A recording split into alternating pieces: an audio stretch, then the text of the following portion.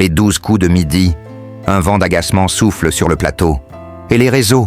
Cela fait des mois qu'il règne en maître sur les 12 coups de midi, que son calme olympien et son intelligence bluffante forcent le respect.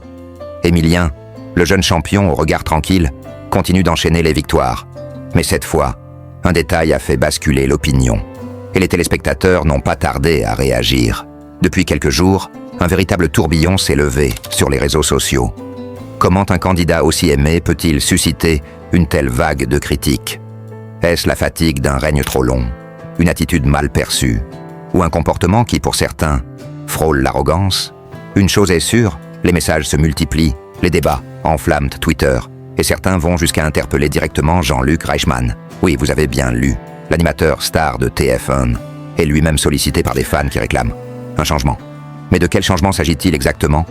Ce qui a déclenché la tempête, c'est un petit détail, insignifiant pour certains, révélateur pour d'autres, un geste, une expression, ou peut-être une phrase dite au mauvais moment. Et dans une émission aussi suivie, où chaque minute est scrutée par des millions de téléspectateurs, rien n'échappe au regard acéré du public.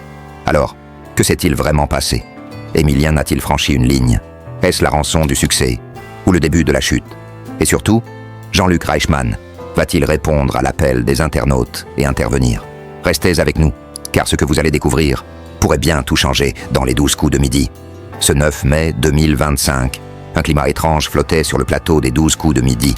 Émilien, le jeune prodige vendéen de 22 ans, faisait une fois encore son entrée sous les projecteurs de TF1. À première vue, rien d'inhabituel. Il était là, comme à son habitude, concentré, calme, méthodique.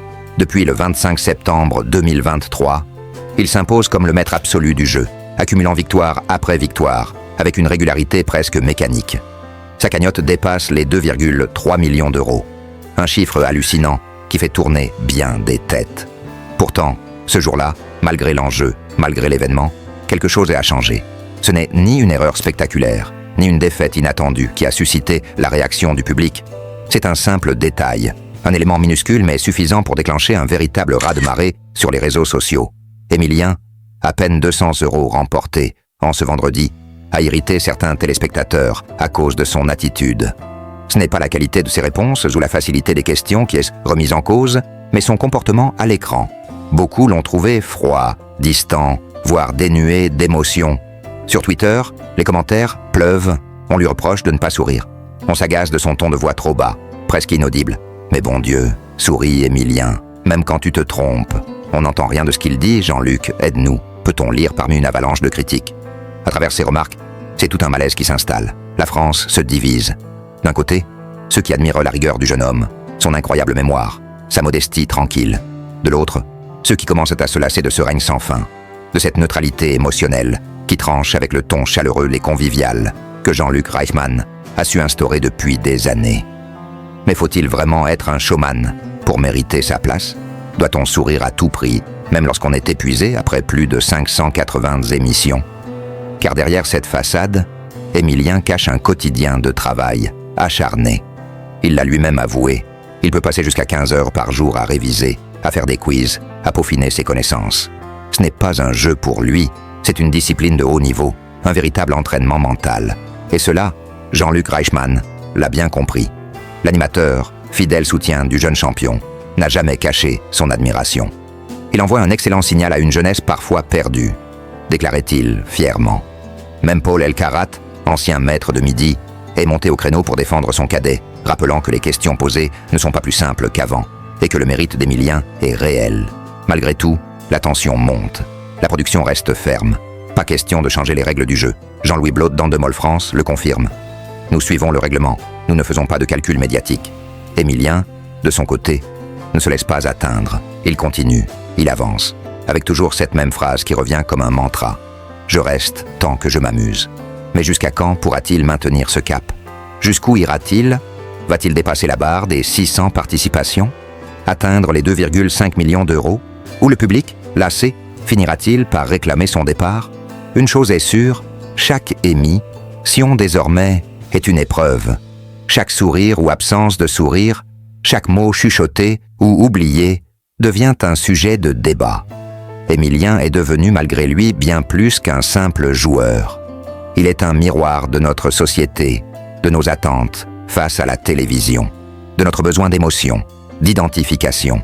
Ce petit détail du 9 mai, ce manque de sourire ou de voix, aura-t-il marqué le début d'un tournant? La suite nous le dira. Mais une chose est certaine. Tant que le nom d'Émilien s'affichera sur l'écran de Midi, les regards seront braqués sur lui, entre fascination et exaspération, entre admiration et critique.